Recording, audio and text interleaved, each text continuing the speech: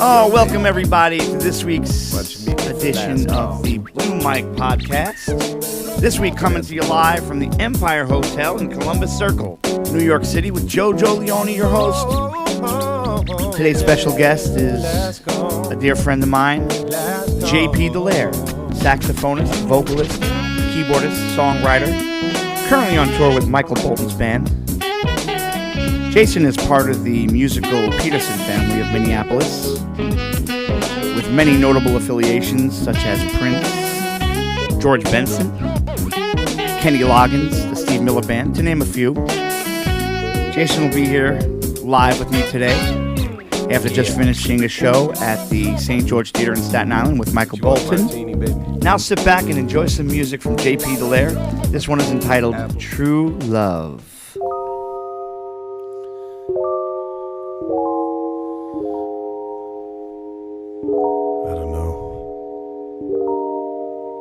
I think I see true love.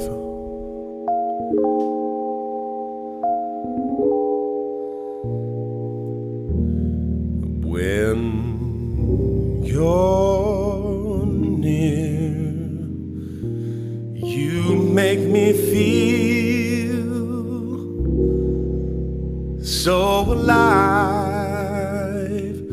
'Cause when I look into your eyes, I see true love,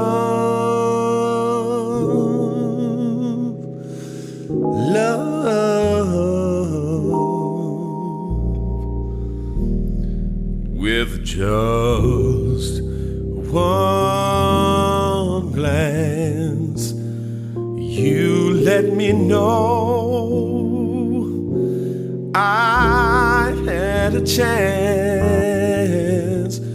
'Cause when I look into your eyes, I see true love. All alone, I've lived this life, never before beauty like yours I've seen. And now your soul, it shines a revelation from the love that I'm tasting. Now I'm home, and I feel so alive. 'Cause when I look into your eyes, I see true love.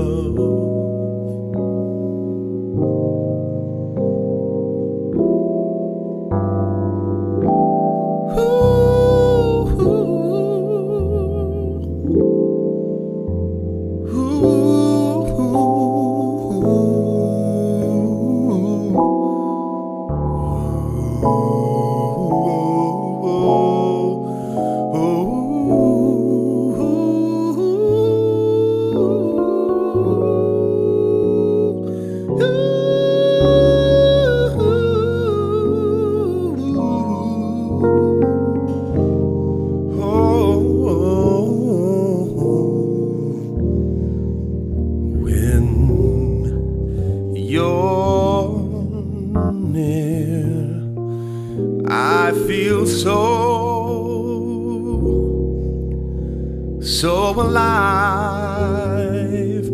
'cause when I look into your eyes, I see true love.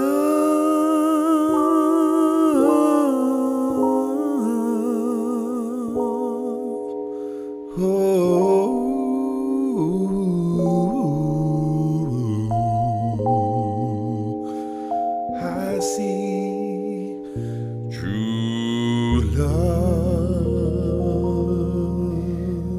That's True Love. What a great vocal performance by JP DeLaire. And as promised, JP's here with us today. Fresh off the stage at the St. George Theater with Michael Bolton tonight. JP, it's good to have you, man. Hey, JoJo, how are you, brother? It's good to see you, man. I haven't seen you for a while. Doing well. First, let me say that was an amazing performance tonight. Your sax playing was as good as I've ever heard it. Why, thank you very much. And that song, True Love, man, what an amazing vocal performance. I remember you sending me that back in the day, and I said, who is that? And you said, well, I said, is that you on piano, Jay? And you said, no, it's somebody else on piano, but I'm singing the crap out of it, and you were. Thank you. That's me on vocal on that, and a good friend of mine named David DeLaire played the Fender Rhodes on that. Beautiful. And you wrote that with Dave? I did, yes. That's a great tune. And your CD, that first little cut that we played in the intro, that's from your CD. Tell us about that one.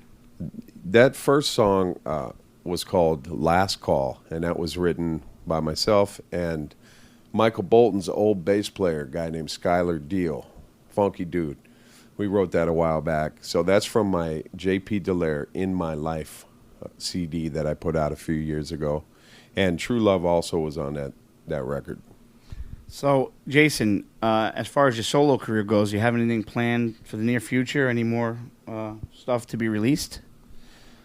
You know, I do. I have probably about 100 tunes in the can right now. I'm just kind of weeding through. I want to pick the right stuff and put the record out and hopefully get some support on this one. The last record I did totally independently. And it's a little bit tough when you don't have a little bit of more backing with it. So I want people to hear the music, so I'm looking for the right situation so I can get the music out there so the world can hear it. Yeah, we hope to hear it soon, man, sooner than later. Earlier we mentioned your family's affiliation with such notable artists as Prince, George Benson, to name a few. Of course, your uncles with Kenny Loggins and Steve Miller Band. I know Prince had once called your family the first musical family of Minneapolis. Is that right? That is correct. Prince was very good to my family. I'll tell you a quick story. When I was in high school, well, let me back that up a little bit. My family, the musical Peterson family, my grandmother, Jeannie Arlen Peterson, was a great piano player and singer, and her husband, Willie Peterson, was a great piano player and band leader. And they used to have, they were on the radio programs, you know, the heyday of radio in the 40s and 50s in Minneapolis. So they were really celebrities in town. And then all of their kids became professional musicians. I'll tell you a little bit about those guys. My mom is the oldest. Her name's Linda Peterson. She's a great vocalist, piano player, songwriter. She has had a record deal with RCA Records back in the day, and then she's put out, I believe, 5 solo CDs to date. I think her first one she recorded in Copenhagen, Denmark, with some great players, Bobby Rockwell. My Uncle Billy produced it. And the latest couple records, I actually produced one of her records with a great guitar player from Argentina named Luis Salinas. A couple years back, and the most recent record, You Gotta Be Somewhere, I co-produced with my Uncle Billy, and it's all Linda's originals. So Mom is a great songwriter, and she taught me the game quite a bit. Next in line, we have Uncle Billy. Uncle Billy Peterson, he's really one of my main musical mentors in my life, and he's also my godfather. Uncle Billy is probably best known for being Steve Miller's bass player for 25 years or more. And he's also was the bass player on Bob Dylan's Blood on the Tracks record. So the legacy goes back a long way.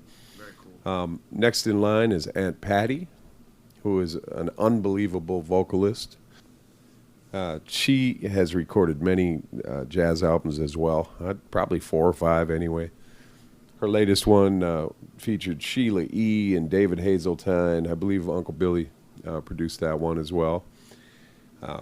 And I play the keyboards in her band back when I'm off the road with Michael. So I love working with my Aunt Patty. And next is Uncle Ricky Peterson. Oh, I love Uncle Ricky. Let me tell that backstory real quick. LeGrand Bar, who I was playing with the Little in Palm Springs at Rancho Las Palmas Resort, had said, you have to meet my friend JP DeLaire. You guys are you're like a mini JP. Your sense of humor, everything. You guys are both soul singers and la la la. Anyway, so I had a Ricky Peterson album on vinyl. It had that Look Who's Lonely Now and all those tunes. And I fell in love with that sound. That was my sound back then. And I had proceeded to get in touch with you on MySpace, of all places. And back then it was the Cat's Meow, right? Not anymore. But I heard you sing, and I was like, wow, the whole family's got it going on. And I found out, that Uncle Ricky was your uncle, and I just said, we got to get together. And then you came into Palm Springs with your dad, and we met, and you came to my house for a pre-Christmas dinner. And I made your dad all the New York favorites. Remember that time? You did. You made us linguine and clams. I remember. And knishes. Yeah. And egg creams. And your dad was in seventh heaven. But back to Uncle Ricky. Forward some years later, and Uncle Ricky, I find out through an acquaintance of mine, Jerry Lopez, he was going to be coming in to sing at the Palms. And I show up that night, and your mom's there, and everybody's there, and he was just amazing. And he's stood as one of my very major influences over the years. And I'm sorry I had to jump in about that because I gush over Uncle Ricky. Well, yeah, why not? He's one of the best. That's funny. I remember that. I remember LeGrand said the same to me about you. He said, you got to be my buddy, JoJo Leone. I'm like, okay. And then I looked you up, and you were doing this doo-wop thing. I'm like, wow. I remember playing your music from MySpace for my sister, Vanessa. She's like, oh, my God, that dude's killing it. So anyway, but as I continue the story, I'll tell you a little bit about how I got into the business. The last member of, the siblings, my mom's siblings, is Paul Peterson. And Paul was in a movie called Purple Rain.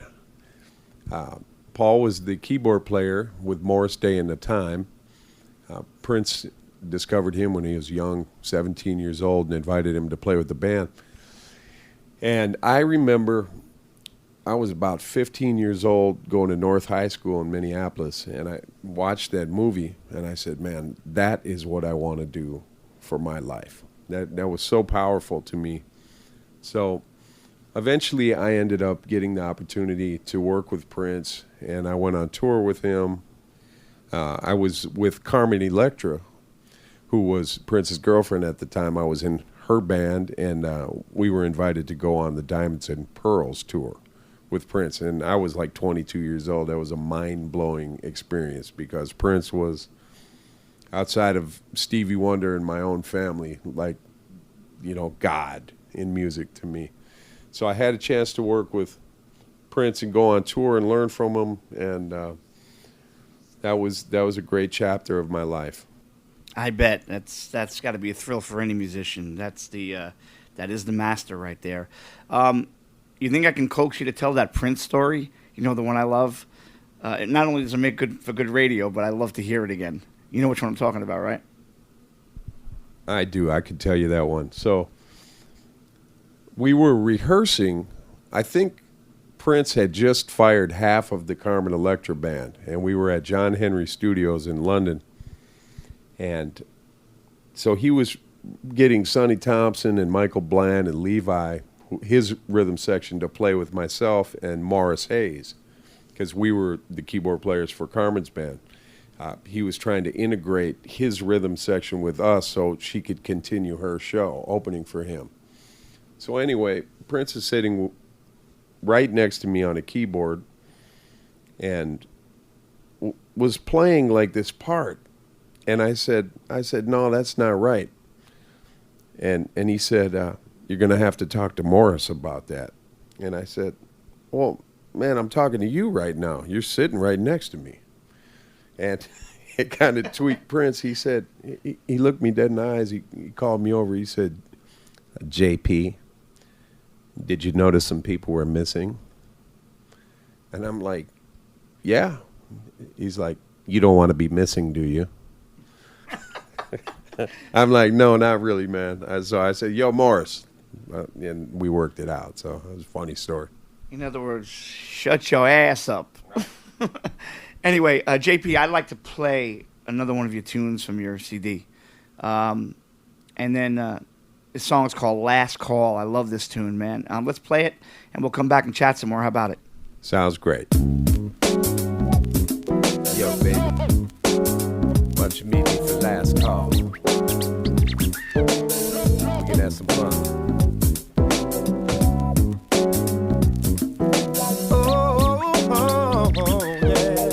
Last call, last call.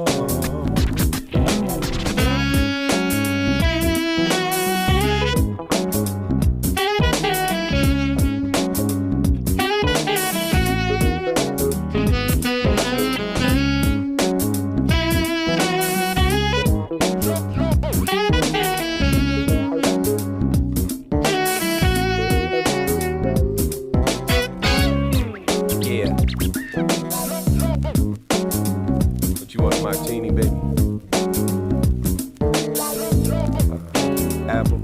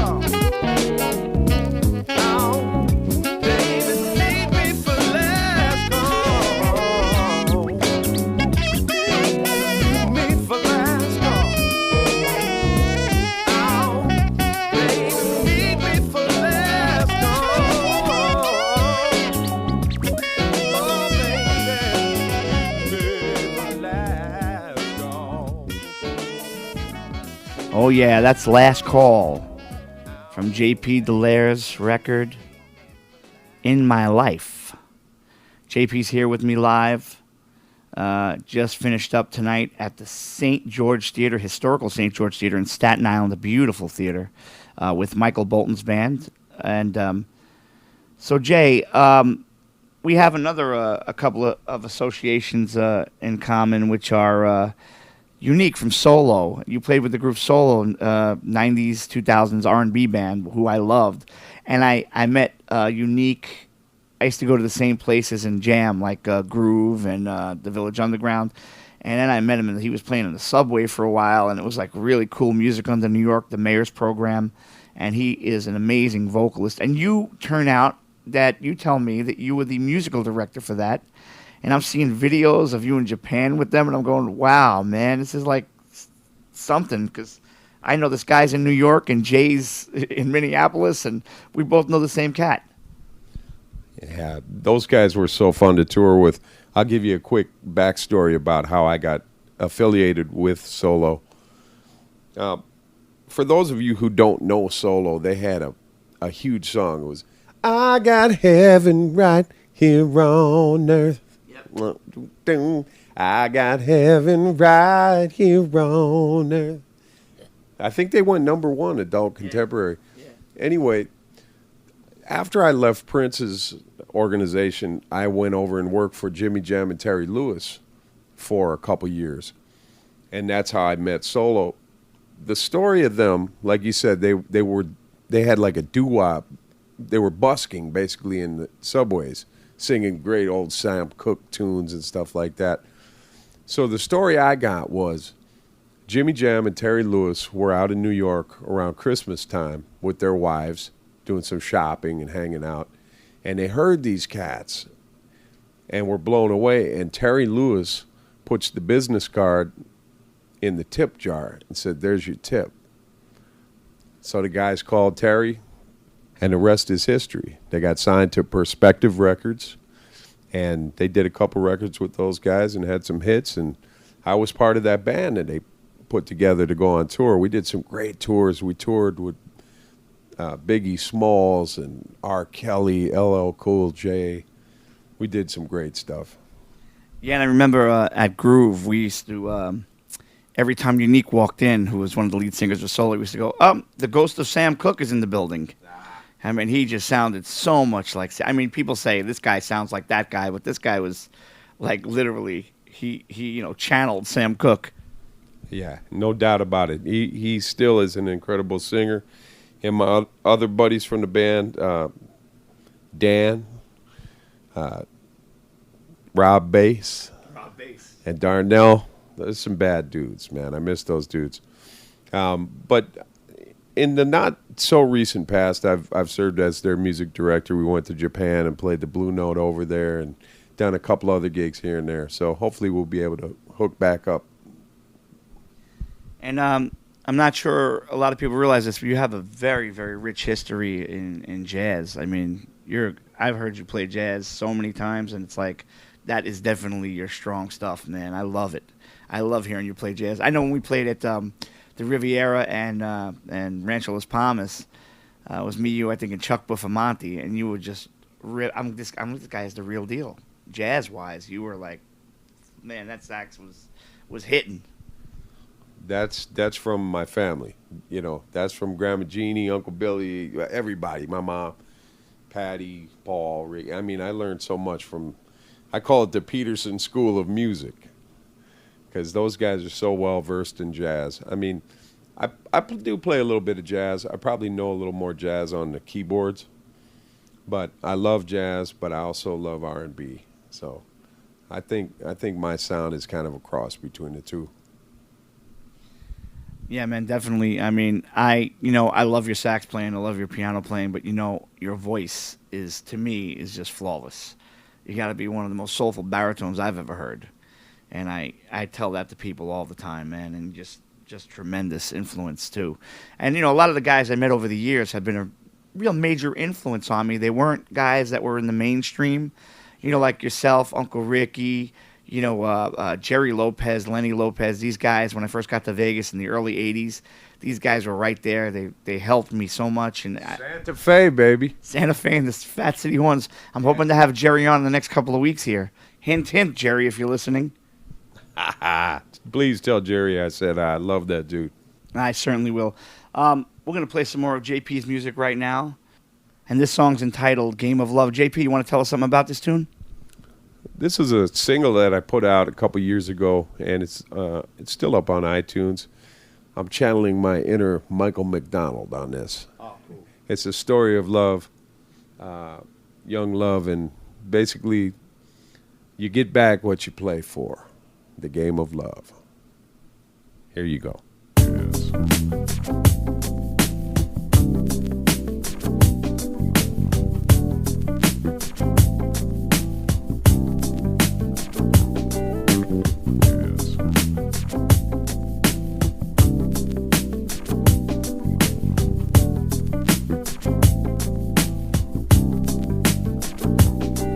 It's all in the game of love. You get back what you play for. It's all in the game of love. Hold on to your somebody special. At 17 they fell in love, high school sweethearts. Pretty girl had big plans for their future. Baby boy was going away to play football. A few years later they get married and have kids. The temptation of being a big man, okay. He had a lot of pretty girls to choose from, but he never went astray, not even once. 'Cause he knew his pretty girl was the one. It's all in the game of love. You get back what you play for. What you playing for? It's all in the game of love.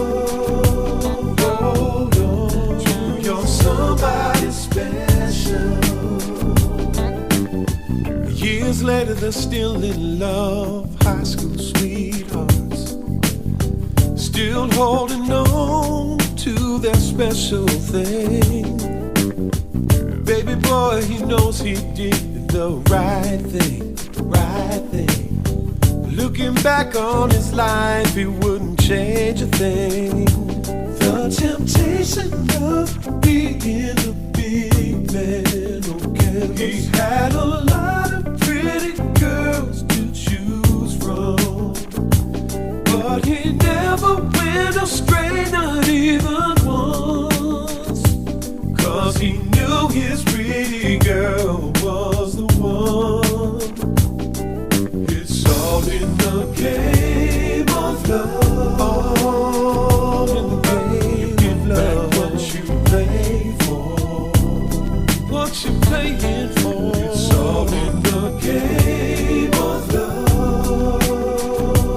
Hold on to your somebody special.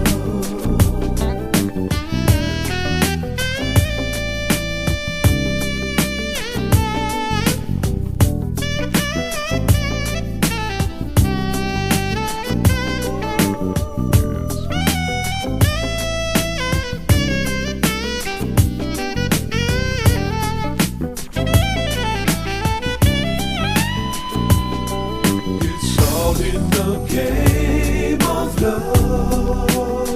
Game of love. You get back what you play for. Baby, what you play. It's all in the game of love. Hold on to your somebody special. Hold on to your special game of love. Hold in the game. Get back what you play for. Baby, what you play. It's all in the game of love. In the game. Hold on to your somebody special.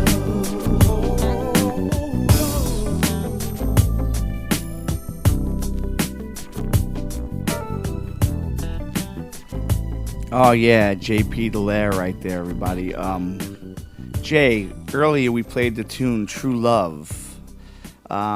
Recently, Nathan East released it on a CD. And tell us about that project and how you got involved with Nathan. Well, the cat that I wrote True Love with, who's a really great friend of mine, his name is Dave DeLaire. He got called in to play a keyboard session while Nathan was recording his new album, Reverence, for Yamaha Music Group. So the story goes, Dave was in the studio playing the song for one of the engineers, and the CEO of Yamaha Music Group walks into the studio and listens to it and goes, "What are we listening to here?" And Dave says, "This is just a song that I wrote with a buddy of mine." And the CEO, Chris Jarrow, he said, "Run it back to the top. I want to hear it." Yeah. And listens to it down one time and says, "I love it. Let's cut this on Nathan's record." And for you people who are not non-musicians and maybe don't know, Nathan East was one of the world's most recorded bassists, played with everybody, produced all different people, and just one of the best in the world, really. Absolutely. He's worked with Eric Clapton. I mean, anybody. He's the baddest bass man on the land, basically. So anyway, it was really an honor. We ended up getting the song recorded on his album, and it's called Reverence. And our song was included in the U.S. release, the U.S. iTunes release of the album, Reverence. And the album went to #1 on Billboard. #1 Billboard jazz album. And the girl sang it on that version, right? And the girl sang it, and the girl happens to be another dear friend of mine. Her name is Kenya Hathaway. She is the daughter of the late, great Donny Hathaway? I didn't know Kenya sang on that. Yeah, I don't think you mentioned that to me. Man, I got to go listen again. Yeah, that's Kenya. That's Donny Hathaway's daughter. And she did such an unbelievable job singing this song. So it's really an honor to hear something that you wrote or co-wrote, produced to the level that Nathan and the guys did this. Beautiful string arrangement from Londell Black out of Nashville. I was blown away the first time I heard this. So I'm continuing writing, working on different projects. I'm producing something for my Uncle Paul, co-producing with him. We're going to put a single out, some of that funky Minneapolis, St. Paul. I'm continuing to work with my Uncle Billy on some projects and my Uncle Ricky on some projects, and we just keep touring with Michael Bolton to make some money, and life is good, brother. What do you got coming up with Michael Bolton? They can go to your website and give them that website again where they can see your schedule. Okay, you can go to www.jpdmusic.com, jpdmusic.com, and all my tour dates, both solo and with Michael or whatever, are up on the site. So check it out. Well, before we leave, I hope I can get some of the other Petersons on this show at some point. You know, some of my idols right there. And JP is currently touring, as he said, with Michael Bolton. And we're going to play that Nathan East version of True Love. We played JP's version earlier today and on the broadcast. And we're going to play the Nathan East version right now on our way out. Jay, thanks for being here, man, and thanks for the tickets for the show. I love you. You're my brother. Love you too, JoJo. Thanks for having me on the program, and continued success, man. Love you, brother. And on the Blue Mike podcast, live from New York City's Empire Hotel on Columbus Circle, this has been my time with my dear friend, J.P. DeLaire. Listen again right now to True Love.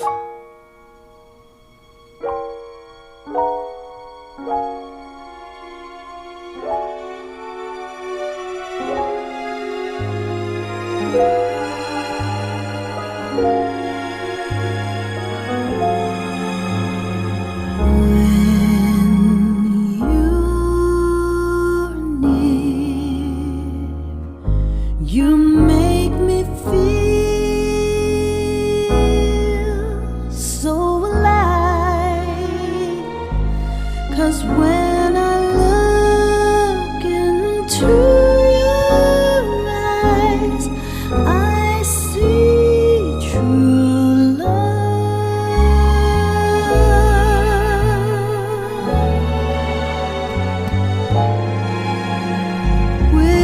just one glance, you let me know I had a chance. 'Cause when I look into your eyes, I see true life. All alone, I have lived this life, and never before a beauty like yours I've seen.